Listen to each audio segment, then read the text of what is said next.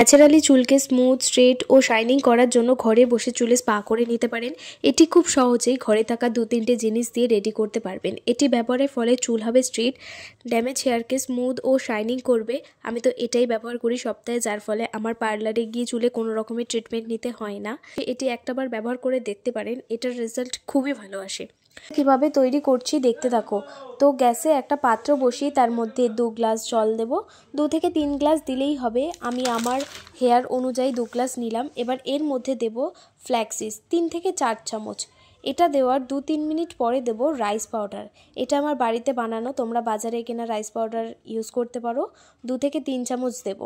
দেন এটা 10 থেকে 15 মিনিট জাল দেবো, যতক্ষণ না এটা ঘন হয়ে আসে। এবার এটা ঠান্ডা হওয়ার আগে ছেঁকে নিতে হবে, নয়তো এটা পরে আর ছাকা যাবে না। তো এখানে আমি ছাঁকনির সাহায্যে ছেঁকে নিচ্ছি, তোমরা কাপড় বা জালির সাহায্যে ছেঁকে নিতে পারো। দেন এটা ঠান্ডা হওয়ার পর এটা চুলের আগা থেকে গোড়া অবধি লাগিয়ে নেবে। 1 ঘন্টা পর ধুয়ে নেবে। সপ্তাহে 1 দিন করে ইউজ করে দেখতে পারো।